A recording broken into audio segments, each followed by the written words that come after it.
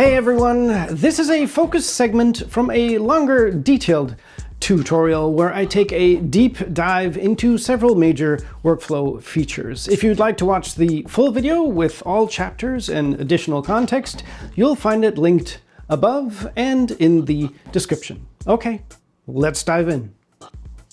And finally, Motion. Motion is still my favorite app on the planet after Final Cut. Unfortunately, it's once again only received a single new feature, but it's a good one. Motion now includes the magnetic mask that was introduced with Final Cut 11. If you're already familiar with the magnetic mask from Final Cut, there isn't a whole lot new to explain conceptually, but there are a few important differences in how it's accessed and how it behaves in Motion. First of all, the magnetic mask in Motion isn't applied as a filter or a behavior.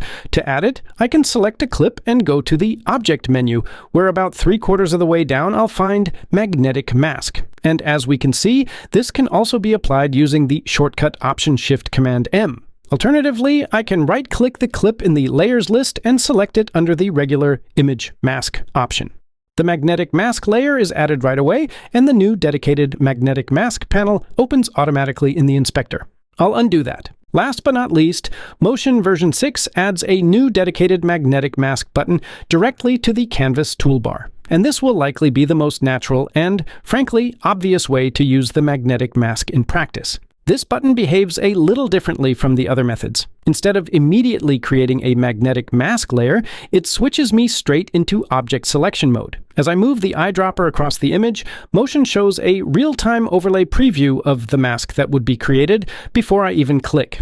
This live preview behavior is something Final Cut doesn't currently offer, and it's incredibly helpful.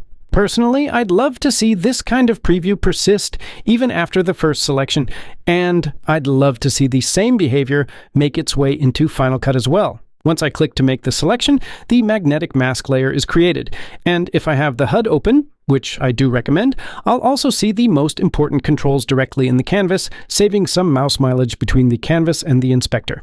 With the magnetic mask layer selected, I'm in object selection mode by default, which turns the cursor into an eyedropper over the canvas.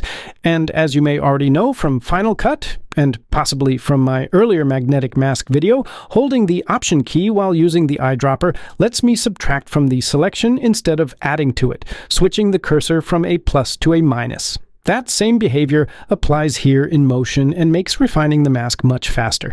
After making an initial selection, I can switch to Show Results mode to preview the mask.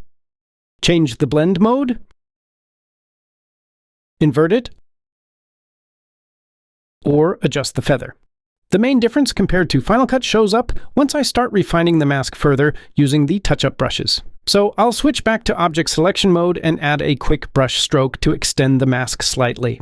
And by the way, holding the Command key while clicking and dragging lets me dynamically change the brush size, which is slightly odd, since in Final Cut you use the Shift key for the same thing, but okay.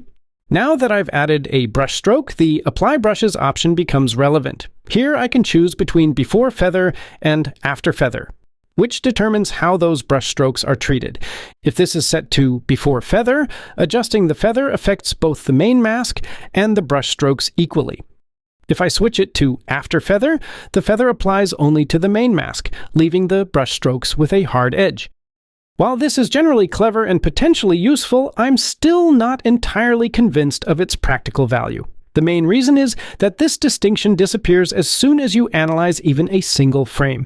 At that point, both the main mask and any brush strokes are feathered equally by the value set in the feather slider. So if you have a practical, real-world use case for this distinction that I might be missing, I'd genuinely love to hear about it in the comments. And if you want to deep dive into the magnetic mask in general, along with a bunch of tips and tricks, I've already made a comprehensive video on the subject. I'll leave a link to it in the description. So that was one chapter from a much larger tutorial. If you'd like to watch the full breakdown, click here. And here, there's another video YouTube thinks you might enjoy.